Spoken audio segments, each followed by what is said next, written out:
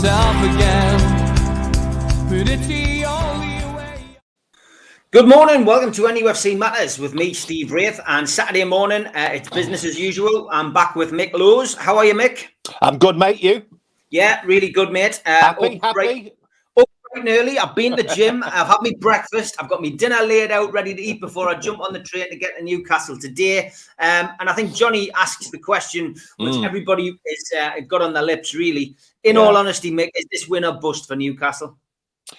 I mean, like everybody else, we've all spent the week thinking about it. And funnily enough, it got thrown at me because I read last night that Watford, if you think Newcastle are in peril, Watford, I'm sure you know this, but Watford play Newcastle tonight or this afternoon and then play Burnley and Norwich, providing it goes ahead of COVID, before next Friday. So they have got the big three between now and next Friday. So 6 games in a plan of Newcastle, Burnley and Norwich. So if we think we're a bit fraught with what's happening tonight at St James's, imagine what Watford are going through. They've got players at the COVID. They've got players at the African Cup of Nations. They've got another player away internationally. So, they must really be thinking, do we twist or stick? You see, Newcastle today, I'm thinking, do you say a point's enough? Do you say you have to win it? I don't know.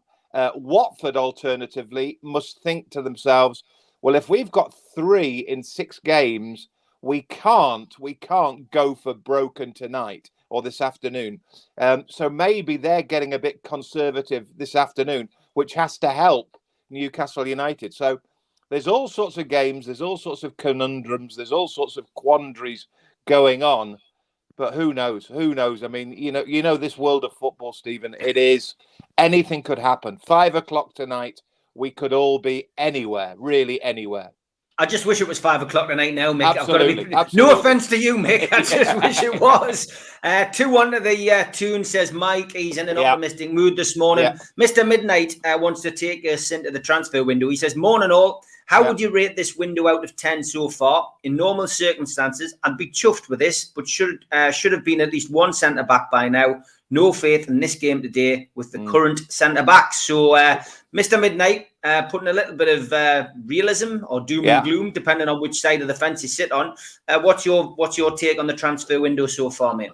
Well, I would have to say, for me, Mr. Midnight has got it spot on. And if Mr. Midnight is a man of his kind with me, because that's exactly what I think. I'm not going to say I'm beginning to believe it's like the king's new clothes, but I have in the last 48 hours just got a little bit too carried away with how great it is, a little bit. And I have to say, Steve, without getting too personal, I have got a little bit carried away with how much is going on and how much is being said about Chris Wood. We'll talk to more about him in a second. About the 1 for 10 bit, first week of the deal, 1 out of 10, an 8, a 9, maybe even a 9.5 for Trippier. Trippier for me, I don't, 30 years of age, fair enough. 2 or 3 years, fair enough. But what he is a proper player. I've been talking about the 2 Ps for a long time, Steve. The 2 Ps are not so much about the perfect player, but the proper person. What you want in this window is the PPs, the proper person. You don't want the perfect player. You don't need the perfect player. You need the proper person.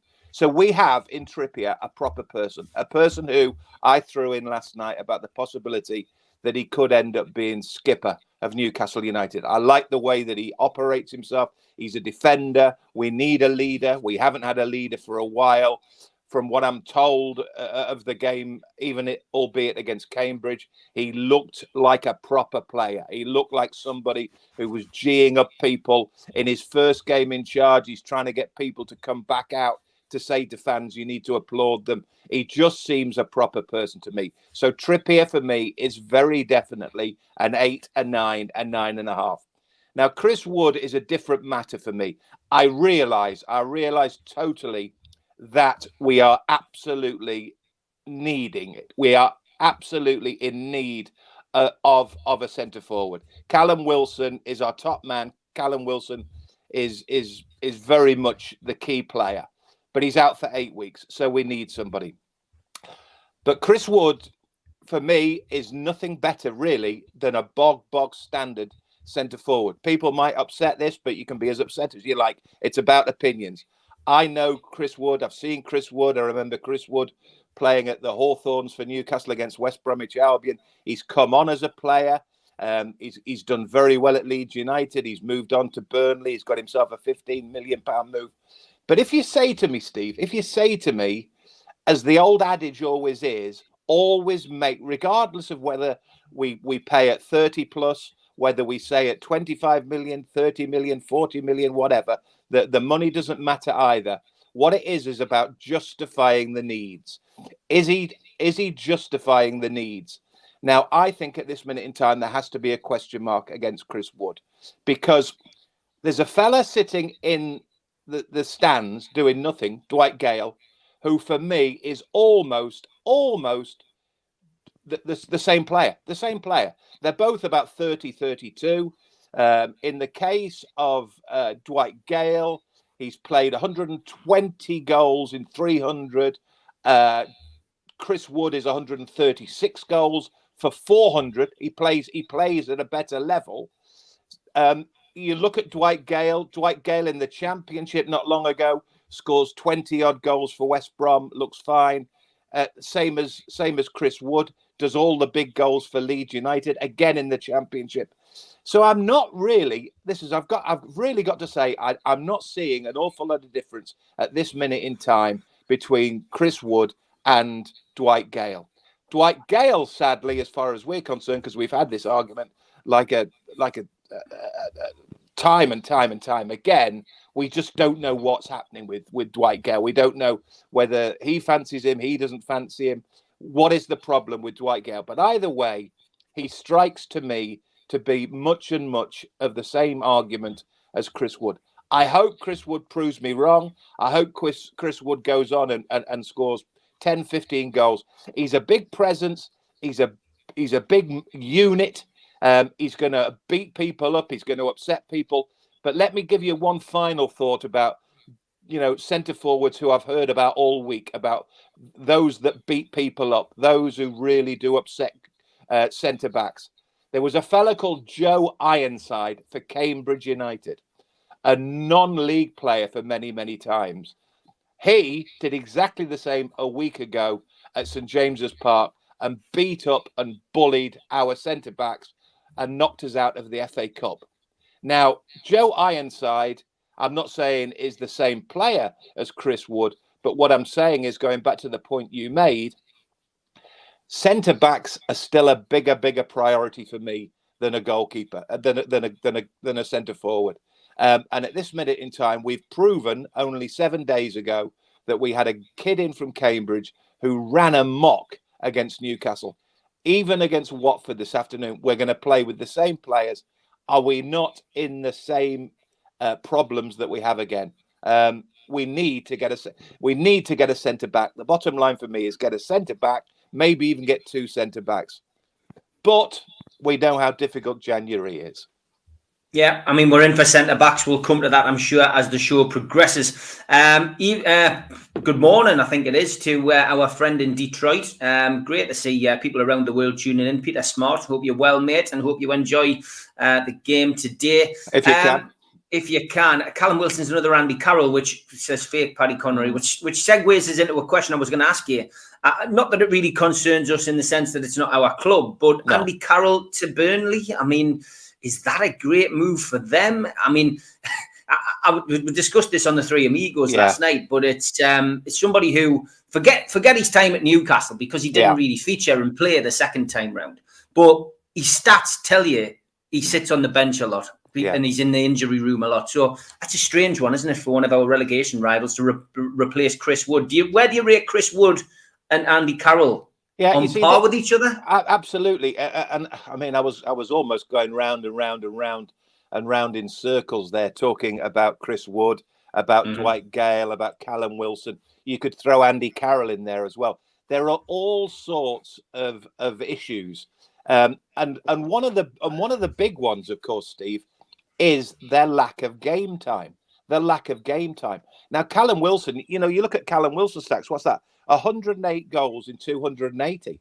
Now, for me, he's a top player. I like Callum Wilson. I actually said a couple of times, I genuinely think on occasions when he's fit and he's ready and he looks the part at Newcastle, I think he's as good as I've seen since Shearer. I think he's been better than a Cisse, better than a Demba Ba. People threw me down at that. But I like Callum Wilson. But Callum Wilson doesn't play enough football. And and the reason why Chris Wood, bless him, has been thrown in today and has been thrown in the foreseeable future is because, necessity needs. We need somebody, a body in there because Callum Wilson isn't available. The same applies to Andy Carroll. Now, if Andy Carroll goes to Burnley, good well to him. Let's hope he continues to have a career. But Andy Carroll's problem is exactly the same as Callum Wilson, and worse of it. And then you throw in Dwight Gale into the mark, because with Dwight Gale, you can't ever think to yourself, is he not playing because he's unfit? He's clearly not playing because there's an issue of some description. Again, we've spoken about this as to why he's not playing. He's not playing enough times. So Gale doesn't play enough. Wilson doesn't play enough. Carroll doesn't play enough. The one thing I would tell you about Chris Wood, because I've got a mate from many, many years ago at Nottingham, who was the New Zealand national coach, not while Chris Wood was there, but knows Chris Wood. And I spoke to Mick, my mate in New Zealand, through the week and asked him, what's he like? He said he's very capable. He's not the quickest in the world, but he's a grafter. And what he does is he plays games. And that's sometimes in the modern game, Steve, just being able to put that number 9 shirt on the Saturday, on the Tuesday, on the Wednesday, regardless, every time, is a bit of a godsend to you if you're a coach or if you're a manager. You don't want waking up as, once upon a time, you get to training and you'd know there seem 14 or 15 there every morning. Nowadays, for the likes of Eddie Howe, etc., and coaches up and down the country, they must arrive to training thinking, what on earth have I come into today? Is he not available? Is he got, throw into COVID into the mix as well. So the thing about Chris Wood, unlike Andy Carroll and unlike an awful lot of people, the thing about Chris Wood is he's a guaranteed starter. So let's just hope he does the business, he stays fit and stays well. And the other thing that was mentioned to me about the aforementioned Mick Waite, who's the lad I'm talking about, he genuinely said that he thinks there's a chance that Wilson and Wood could work together. Now, he knows it a little bit more than me. He knows Chris Wood more than me. It wouldn't take a genius to work it out. If you've got, it's not exactly big man, small man. It's not exactly, the Keegan and Toshak. But the thing about Callum Wilson is he's a clever player. He's a bright player. He works around the box. As with regard to Chris Wood, you just want a target man. So hopefully, not only have we got Chris Wood, hopefully as a goal scorer, we might somewhere down the line get Chris Wood as a partner for Callum Wilson, because, that would be the dream scenario. Yeah, I agree. Tom Dixon says, Mick, what formation would you play today? And would you play Chris Wood up front on his own? Or if you had to play him alongside someone, who would you play alongside him? Well, you've clearly got to play him as a target, and clearly, you've got to get him into the box. You've got to get him wide. Obviously, you've got an absolute certainty in Trippier. Nobody, delivers a ball and a cross as well as Kieran Trippier. So you've got Kieran Trippier. It's about left side, isn't it? So we don't know how Jamal Lewis is. Matt Ritchie's a bit in and out at the moment. Paul Dummett, I can't believe for a minute he's been out for so long. I know he was thrown into the squad against Cambridge, but I can't see Paul Dummett starting a game. So it's really down to Jamal Lewis. And if Jamal Lewis is fit, I know Jamal Lewis has had his ways in and out a little bit and obviously disappeared for a long way under Steve Bruce. I still think that's not the worst bet in the world to get Trippier on the right, to get Jamal Lewis on the left, to get them in and around half time, and then start playing those diagonals. That's what you look. That's what you look at. I mean, we don't necessarily go gung ho. We don't necessarily need, to get at in and about Watford. What we need to do, if you've got good players who can deliver a ball, you've got the likes of Trippier and you've got the ball from Jamal Lewis, as I say, at around about halfway, to start hitting Wood in the diagonal, and then look to your runners, look to your second move from the likes of ASM or whoever, depending on who he fits, Joe Linton, whoever he picks. But what we've got to do first and foremost is be very, very careful that we don't go gung-ho, because honestly, Cambridge United proved it, Steve. Cambridge United proved that we are desperate. We are desperate for defenders. If we start wandering, as they do go wandering, before you know it, a Premier League player will pick us off. And suddenly we might be 1 up, but we'll be 2-1 down. We might be 2 up, we might be 3 down. So we've got to be a little bit careful.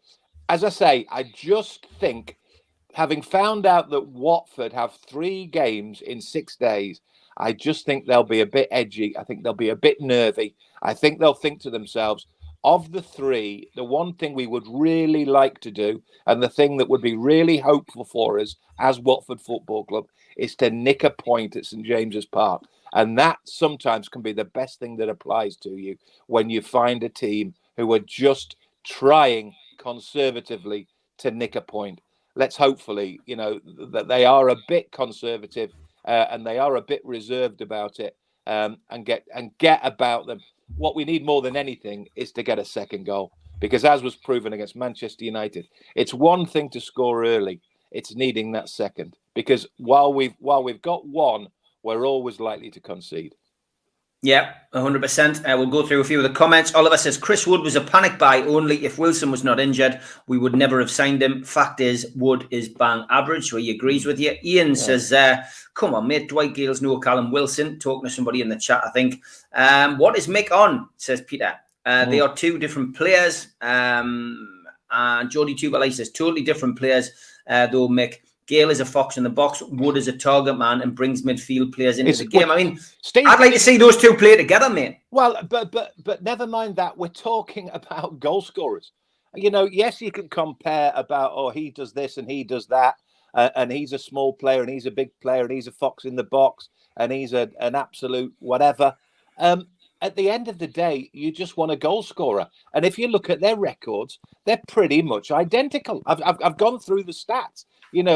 Wood is 130 odd, but he's played 100 games more than Dwight Gale.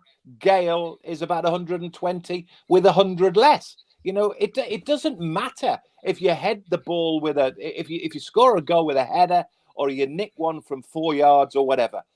Look at the stats. The stats will tell you their goals are almost identical. So you can talk about the types. Yes, they might be different types, but they do the same things. And at this minute in time, Steve, we don't care whether somebody scores a worldie from 25 yards, or somebody who heads a corner kick or a free kick from 30 yards.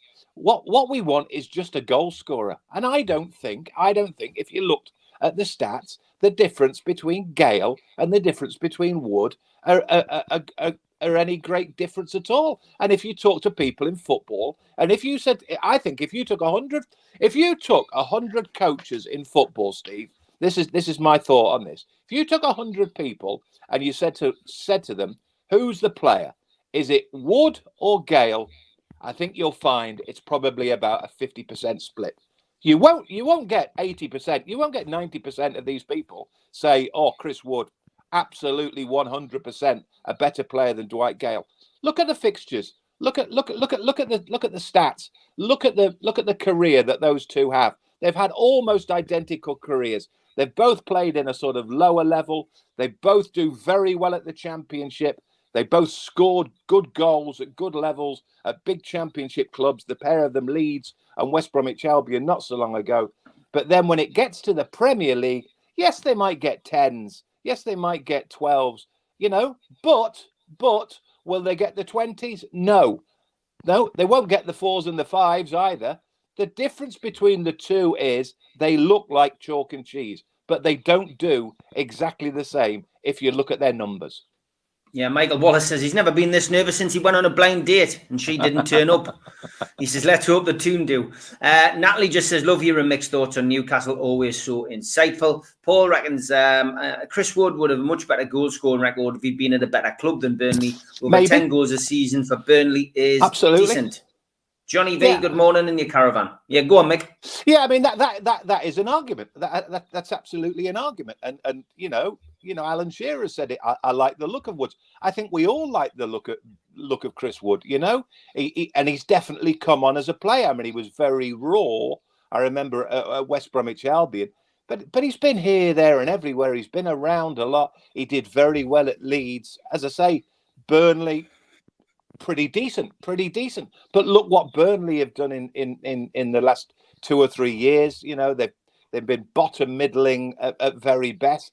So, but at the same time, if you put a goodish player in a very good team, they'll probably get better. Hopefully they get better. The problem is Newcastle at this minute in time aren't the top player, and obviously the other problem as well is. There's a lot of demand on somebody like that. I mean, who's that famous stat? I mean, the famous phrase about the heaviness of the shirt. Everybody says, "How heavy is a number 9 to wear?" You know, and it is whether you like it or not. It's Chris Wood will walk out in front of 52,000 this afternoon, Steve, and he'll think to himself, "Bleeding hell, this is big. This is big. This is important." This is pressurized. That lad, let's be honest about this. For his entire life, for all his world, he's been at here, there, and everywhere, but he's never been on a day like today. I'm betting you. He's never been a more pressurized. He's never been as big a game. Leeds United are a big football club.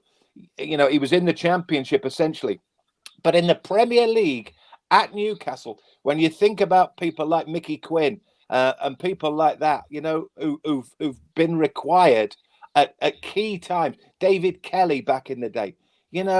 Come the moment, some people can deliver, some people can't deliver.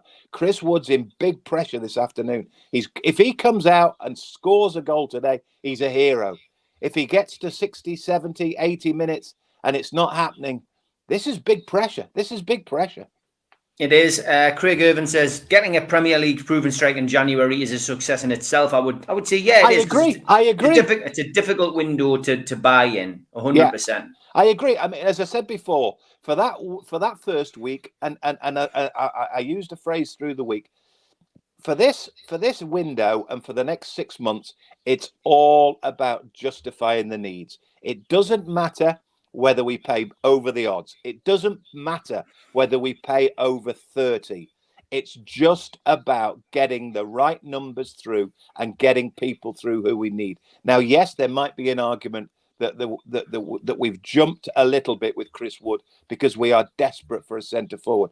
But for me, we're far more needy at this minute in time than centre backs, because if Chris Wood gets a couple today, fine. But if Chris Wood gets one today, just one on his Newcastle United debut, there is every chance that defensively we will concede 2, because we have huge problems defensively. But going back to the point, Trippier, as I say, 8, 9, 9.5 out of 10 after that first. Second week for Chris Wood, I would put him in there as maybe a 7. But as I said before, you don't want necessarily the perfect player. You don't want this, that, and the other. But what you need to do is justify it. Yeah, is Lewis fit, says Ian. He's back training. We'll wait till 2:00 and find out what the team announcement is. But again, let's hope he is on the mend, because he was starting to hit form before injury took him away from the side. We definitely need an early goal or to score first to get the confidence, says Paul. But as Mick said, you need that second goal. That's where we went wrong with Manchester United. We didn't have a striker in Cambridge, says Ian. It was one of those games. I still say, I mean, it's in the past now. Cup run isn't what we need at the moment, but 37 crosses, nine clear-cut chances created, two offside goals, and a keeper who, won't have a better game. I mean, he had his Jimmy Montgomery and Gordon Banks moment rolled into one. So, and a fairy tale ending for the guy who scores the goal, who's a big Alan Shearer fan. I agree a little bit of that, Steve, but I have to say, I mean, let's be brutally honest. A Premier League side, people started talking about Herefords, people started talking about Stevenage. This was at St James's, Steve. This was at St James's. It's one thing happening away at your old patch in one of these real big nightmare FA Cup upsets. This was at St James's. And by the time the second half came around, they were justifiably winning the game because defensively we were just a nightmare, and they were gathering with momentum because they sensed to themselves, bleed out, they're not mud ups to this, and the body language was poor. Now, I heard somebody say that they thought that everybody thought it was after the Lord Mayor's show, and they all got a bit complacent. Let's hope that's the case. But at the same time, to me, if just full stop, people were getting complacent against Cambridge in the FA Cup, then you don't want players like that in your dressing room. You do not want people who just walk out the tunnel and don't applaud 52,000 at the end. There are some serious problems in that issue, Steve. And this comes back to the bottom line that I've said all along, which is, yes, Eddie Howe comes in, yes, Steve Bruce has gone, but really, was Steve Bruce the problem? Was he not being afflicted by the fact that the dressing room just weren't doing it? They just were just tossing it off. And you're beginning to see it now with Eddie Howe. Eddie Howe has made one or two strides forward, but Eddie Howe must have sat in his front room last Saturday against Cambridge thinking, what on earth have I got to do to deserve this with these players? To be fair, you'll never get any positive out of Steve Bruce for me, mate. And the guy couldn't even train them properly. And you have Callum Wilson who wanted to go and train with Bournemouth, because they're all carrying extra weight and they're not fit. And I'm not being funny, but that guy, it boils it. We've got to focus on the positives. We've got a big game today. What's your midfield, Mick? Says George. I mean, this for me is the biggest conundrum. I know people are saying we need centre halves. I know people saying we're short up front. We can answer all that. We're short throughout the squad, and that's down to Mike Ashley. But the midfield, we seem to have good players. We just never seem to be able to get the right mix. And this is the key, because for Chris Wood to do what he does best, you need to have the creativity and you need to have the defensive minded midfielders in there. So who's your midfield today, Mick? Who would you go for? Well, I would go 4-4-2. I would go 4-4-2 because I as I say, I don't think wing backs necessarily work per se, but I think if Jamal Lewis was fit, and Trippier obviously will be fit, just to have those two at fullbacks, looking, as I say, in and around halfway, looking at diagonals, and then looking for midfield players. And I know Joe Willock's having a bad time at the moment, but I think I would still justify and still keep at Joe Willock. So I've got him down for the first goal today, 12-1, Mick. Well, let's sincerely hope you're right. But I would go with Willock, and I would go with Shelvey as the two centre backs. I think I would have to go with that. And then in terms of width, it doesn't necessarily have to be width. I don't think, yes, you can talk about 4-4-2, and yes, you can play 5 with wing backs in terms of defence. But I think midfielding, Joe Linton, I think you probably have to stick him in there. Yeah, I think you have to. Ryan Fraser's an interesting one. I think, again, Ryan Fraser, simply, again, because of the need for a centre forward, for a real presence in Chris Wood. I think you look at people who are horses for courses. And I think while there might be 2 or 3 arguments that you could put in there, and you could probably toss a coin and Fraser could be in with, I don't know, for an Almiron or for a Longstaff or whatever. But I just think Fraser, because he delivers a ball, it is a bit old-fashioned, this. And I think Eddie Howe might just think about it a little bit old-fashioned. And that is to get width, to get to the white lines, to get balls. Because if you've got a fella like Chris Wood, you have to play on that. You have to play on that. And Fraser would be a natural. You know, he played at Bournemouth with him, and I think Fraser has to go in there. So I think Fraser and Trippier with Lewis. You've got Shelvey, you've got Willock. The other one is another. Obviously, ASM. I suspect ASM and Wood would be I mean, it's not even a pairing, is it? But we should. I mean, that would be 10 of my 11. The 11th, I'm not entirely sure. No, me neither. But it's such a tough one, and that's why these people get paid big money to make these decisions. And it's going to be an interesting one today. Let's see how it all pans out. Okay, big shout out to the sponsor, Spider VPN, for your internet security. Google Spider VPN. They come up at the top of the search list.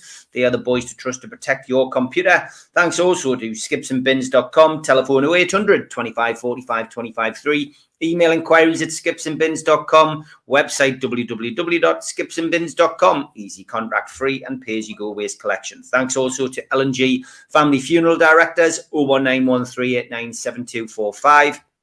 And to Garden of Healing Dispensary, CBD, hemp and cannabinoid specialists, www.thegohd.com. Thanks also to Arcot Interiors for all your kitchen necessities and needs. Give Chris and the boys a ring.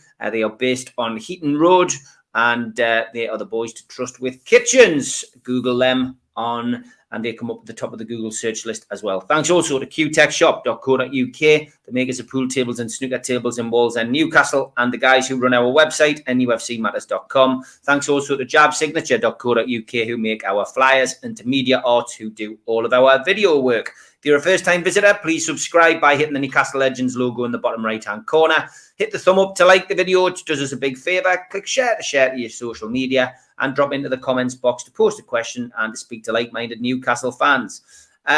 We also available on iTunes, Spotify, and other podcast providers. Usually goes up 24 hours after the show. And don't forget, Mick Lowes will be with Peter Beardsley on stage on the 30th of January at the end of the month to Sunday afternoon with Peter Beardsley. Tickets are available on Groupon and Voucher. Do not miss out. Going to be a cracking event. And if you're up at the game today, pop over to see Steve Hasty at the food bank with all the other people who volunteer on a match day. If you're not going to the game and you live in somewhere like Detroit, for example, like Peter, then donate via nufcfansfoodbank.co.uk to the match day bucket. Malcolm and I will be at the Dog and Parrot at 12 today, an hour earlier than normal, simply because Malcolm is also working at the ground. So if you're going up to the ground and you're in the barracks like Toon Tipster is, then you will see Malcolm at the club as well. But Dog and Parrot today, 12 o'clock, and then after the game, probably around about 5:30, 5:45, Malcolm will be back in to give his post-mortem or post-match reaction. Let's hope it is post-match reaction where we're all smiling and cheering. And don't forget as well, the T-shirt that we have up on my Twitter at Steve Wraith for the food bank is this one, and you get the print thrown in as well. So you just need to bid on Twitter at Steve Wraith. It's pinned at the top of my account now on that wonderful T-shirt and print. Yesterday's, Mick, the T-shirt that we had donated by Nick DeMarco actually raised £1,000, mate. Brilliant. £1,000. It was £700, £300, £500 donated by our friend George in Houston, £200 donated by Keith Patterson from NCSL, and then Nick DeMarco chucked in £300 of his own money to get it over the 1,000 to the 1,000 mark. Amazing to be able to hand £1,000 over. So fantastic. And also, I mean, fair play to those individuals. Fair play to that T-shirt, but just generally, the money that food bank provides, and the money that food bank have brought out and created for people in the months and years since is absolutely phenomenal. Absolutely, I know they get good publicity and they should get more publicity, but what they're doing for people these days is absolutely nothing sort of sensational. Absolutely. And people talk about football and they think, football fans in general. But what they're doing, those boys at that food bank, at that football club, is absolutely mesmerous. It's brilliant. Absolutely brilliant.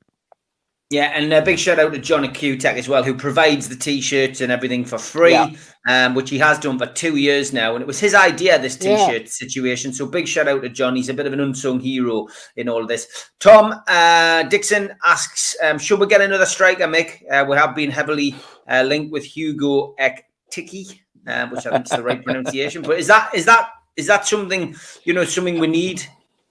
I have to say, because otherwise I would be contradicting myself. I tell you what I did want to say, or was thinking of, as you were doing all the literature there. I mean, sometimes it's spooky for me, Steve. And you're slightly younger than me, but when I genuinely think about the two words, McDonald and Beardsley, it's scary. It's scary. These are absolute gods, legends. If you had a McDonald or a Beardsley today, you'd be thinking to yourself, right, okay, we're okay. We'll be fine. These boys will score the goals. They will do the goals. They are, I mean, all right, there's an argument that says they are worldies. They are legends. They are proper people.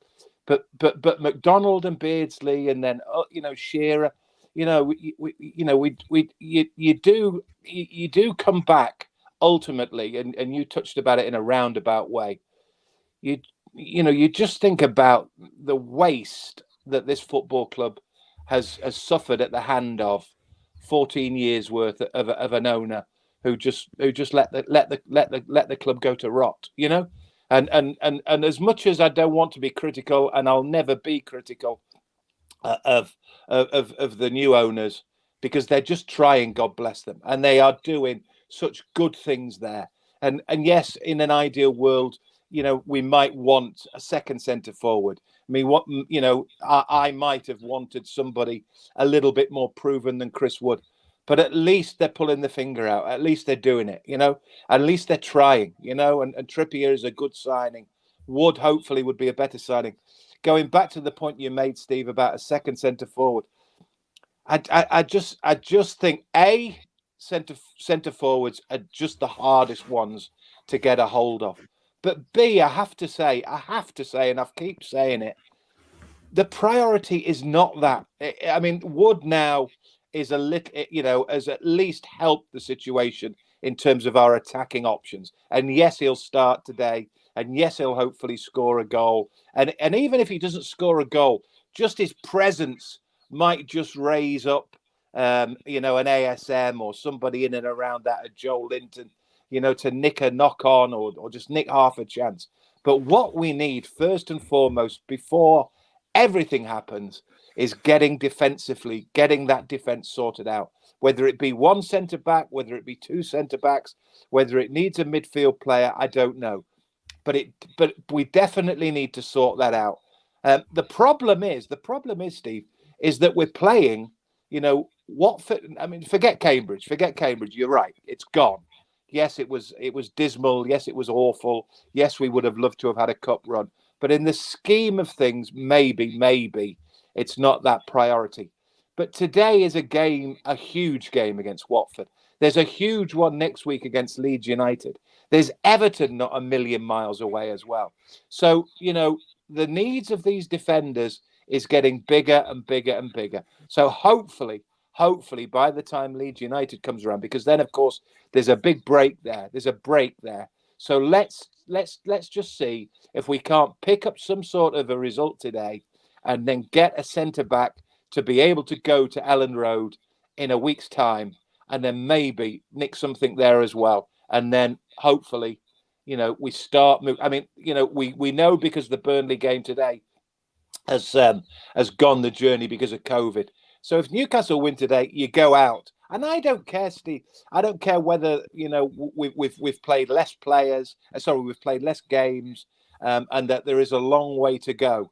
Psychologically, for a camp, for a squad, for a coach, for a set of players the psychological bonus of at 5 o'clock tonight being out of that bottom three and in and up and out of the relegation zone. Please God, please God. Yeah, John says, I like what Wood said about coming out of his comfort zone. He recognises this is the chance of his career. Hopefully he steps up today and scores on his debut. Yeah, we need a Mickey Quinn type of debut today, to be fair, just to get everybody up and at him for the next couple of games after that. Don't forget to give us thumbs up. Thanks, Andrew. George says, you think, you talk about Quinny, you talk about Peter Lovenkrands, you talk about David Kelly. It doesn't have to be the superstars. It doesn't have to be, but you will, young man, deserve yourself in the bright lights. You could be the superstar. You could be the boy who, in 10 years' time, every time he walks down Grey Street, gets stopped because that final 4 months in 2022, he survived Newcastle into the Premier League, and they went. There's a huge carrot dangling for Chris Wood, and let's hope. And he seems, as I say, a rounded sort of fella, seems a right-minded person and a proper player as well. So let's hope he can deliver the goods this afternoon. Yes, let's hope so. Give credit to the owners; they're putting up good money for centre backs, and the clubs are keep changing the prices. It's a difficult window to get big signings in. Newcastle are trying. Yeah, I mean that is true, and this is what we expected. But at least they are trying, Mick, and centre halves, good centre halves don't come cheap. I mean, let's be brutally honest. Because the rest of the rest of those at the bottom end of the Premier League, football clubs in particular, supporters in particular, are thinking, God, I wish we had 500 billion or whatever ridiculous amounts of money. I wish we were the wealthiest people in the world. Now, it's not as easy as that. But Steve, let's be honest, it could be a lot handier. It could be a lot easier. Let's not be blasé about it. Let's think about, the rules and regulations in terms of what you can buy and what you can't buy. But we have been given an absolute godsend in terms of a set of owners who now are very, very wealthy. I'm pretty sure that there wouldn't be too many players who would be in a position to dictate to get £25 million for Chris Wood. We have been prepared to. We have been available to. So that there's an idea. Yes, you don't want to go daft. You don't want to pay 40s and 50s and 60 millions for players who really are not worth it, and would be foolish to do that. But if you have, and we have we have the ability, we have the facility to spend the sorts of monies that we can spend. Let's spend them. Let's do it, because it's all about survival. As I say, it's all about needs. They really do must.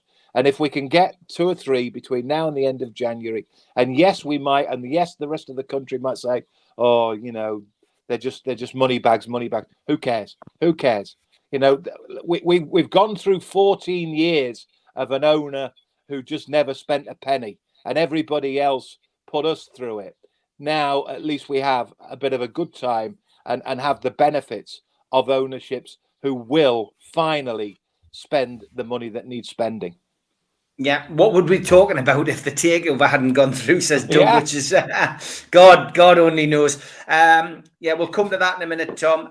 Fraser and ASM on both wings getting early balls in along with Trippier, 3-0 the tune. I think that would be my preferred wingers today. I've got to be perfectly honest. And as you say, with Trippier on the overlap, it would be great. Tom's going for a 3-1 win today. Ian says there are only 6 players who've scored more than 10 goals consecutively over 4 years. That's a good stat. Quinny never looked like a striker, but he proved everyone wrong every week. Yeah, of course he did. Morning, Taz. Chris Collins has got the Busker songs on in the background as well as watching the show. He said, you can keep your London wine, he says. Mick, what's your thoughts on Donny van der Beek? We are linked with him again today on loan. I mean, I would take him on loan. I wouldn't sign him permanently. I just don't know what is happening with Manchester United. I really don't. That point I made before about the 2 Ps, that the proper person rather than the perfect player. I mean, pretty much everybody was absolutely convinced that Ronaldo returning means not only does Manchester United, come back and hit the heights, but they also potentially win, the Premier League, because Ronaldo's back, and Ronaldo still is the greatest player of the country. And now they are all over the place. The one thing I would say is, and this is a point I think we made, Steve, maybe a couple of months ago, and I remember I talked about it with regard to I think it was who's completely disappeared, and that's Jesse Lingard, was about loan players, and I think I talked about that because I'm a great believer, particularly in this January window, of temporary signings, simply because you get to know, they get to know, you give them the hunger. You look at what Jesse Lingard did with West Ham United. I mean, he was phenomenal for them. He was phenomenal. So I'm not quite sure why on loans have disappeared. We keep talking about, yes, Trippier's done, and yes, Wood is done, and yes, this player's talked about and that player's talked about, but nobody seems to be talking about on loans. And I don't understand why you wouldn't get 2 or 3 on loans between now and the end of January, because you basically say to these people, if you're hungry enough, then we will really, row the boat in May, and we'll make sure that you're here on a nice big contract for the next 2 or 3 years. We need to show that you're the player that you are. And Van Beek and Martial, Lingard again. I mean, that's just Manchester United. But there are other players out there, Steve, and I don't understand why I don't hear more about on loans. There's no great disgrace in getting 2 or 3 players on loan, because, as I say, it just makes sense. You don't waste money. You can throw decent money at an on loan signing, but then what you can do, of course, is take a look at them. They take a look at you. You see how it works. On loan, I don't see where it I don't know enough of Beek. I don't know enough of him, but Lingard in particular, you think to yourself, what he did at West Ham. I mean, he looked to me as if at one point he was a surefire possibility in going to Newcastle, and he's disappeared. Yeah, I agree with you, Chris Collins. Far too many hot shots at Man United. You need a few, but not a full team. And I mean, that is their problem, not ours, I'm glad to say. It was never going to work putting Ronaldo and Pogba in the same dressing room. I don't care what anybody says. And poor Ole Gunnar Solskjaer, he got hung out to dry, really. But at the same time, they are proven players, Steve. So there is an argument there, because there are, let's hope. Again, going back to my favourite my favourite saying, if these people are proper persons, if they are proper people, then surely they're busting for a gut to come back at a football club and prove Manchester United that they're still a good player. There has to be, doesn't there? There has to be. They'd rather be with decent money, going to Newcastle United and being a bit of a superstar for 3 or 4 months, help them survive, help them stay long-term if they want to stay long-term.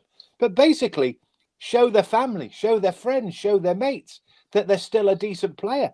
The problem is too many of them these days, now they've got the money. I mean, we had it with Cambridge. They get lackadaisical. They're not bothered. They don't care. We'll just get it done.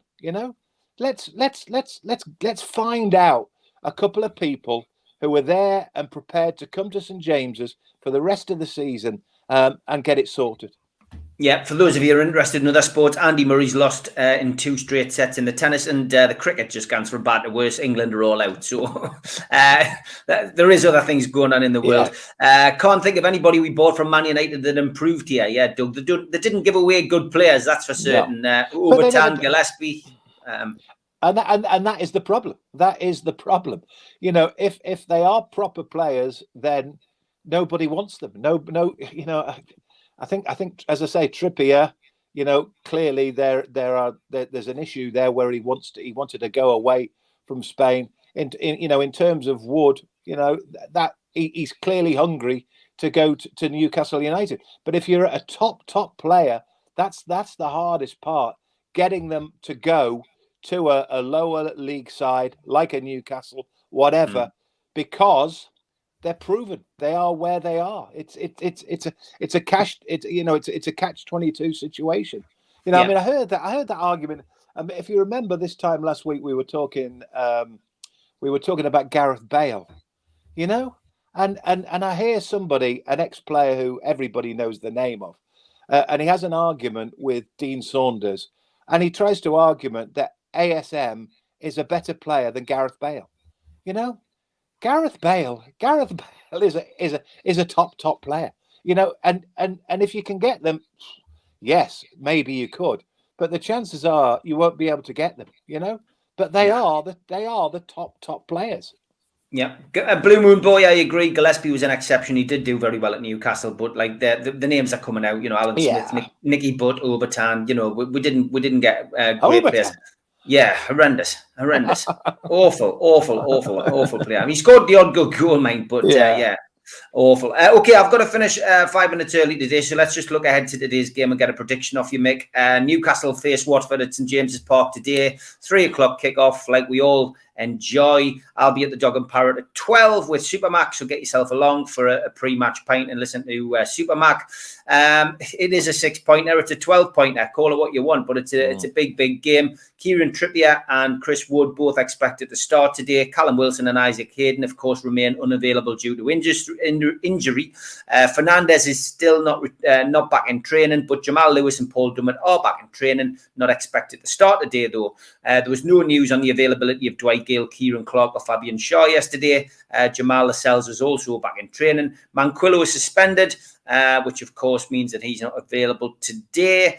And the goalkeepers, there was whispers of potentially Dubravka missing out, and the Gillespie may start today. So again, we'll watch with interest at 2 o'clock when the teams are announced. As for Watford, Claudio Ranieri managed to add 3 players to his squad this month: Kamara, Samir and Kiyembe. Ben Foster, Emmanuel Dennis and Firmini and Christian Kabasele have returned to training and are now in contention for selection. Watford are a bit of a bogey team for us, as Toon Stato said last night. And no surprise in this news that came out of Vicarage Road, Danny Rose has been told he will be no longer considered for first team selection. Musa Sissoko is getting a regular game, and Rob Elliott and Dan Gosling have both dropped out of sight down there. So there are a few Newcastle connections with this. Paul Tierney is a referee. Is this a good omen? Last game he refereed was the win against Burnley this season, so that could be good news. Jared Gillette is on VAR, which is often switched off during Newcastle's fixtures. Mick, what is your take on today's game? What's your prediction, mate? Honestly, I really, I mean, you know, Watford have lost 7 on the bounce. You know, they're in poor form. Ranieri, the Tinker Man, you know, he's a bit hit and miss. Yes, they got 4 against Man United. Yes, they got 5 against Everton, but they're essentially poor. They're missing some key players.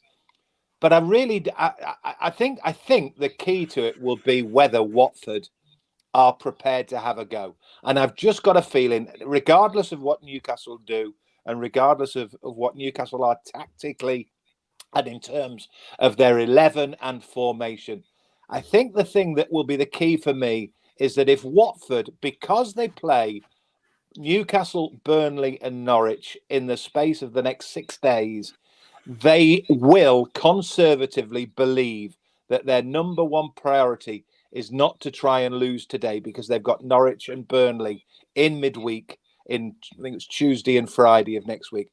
And I think they'll be a bit cautious. And I think that might just be the key for us. It'll be tight. We're always potentially likely to score a goal.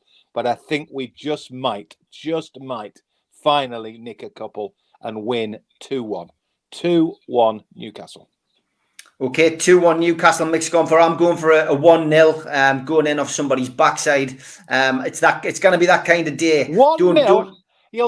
Honestly, I was just about to say you'll be grey. Yeah. You'll be worse than that. 100%, Mick. Yeah, just as long as we win, mate, that's the main thing. Look forward to seeing you again next Saturday, Mick. Yeah. I'll be back tomorrow, 11 a.m. with Holly to look back on today's game. Have a good day, folks. Don't let the football ruin it. Mick, see you next week, mate. Away the lads.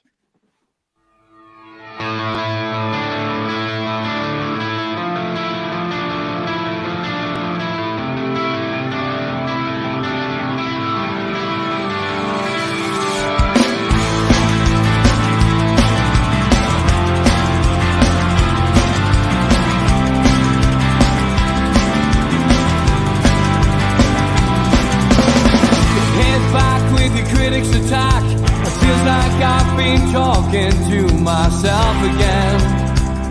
But it's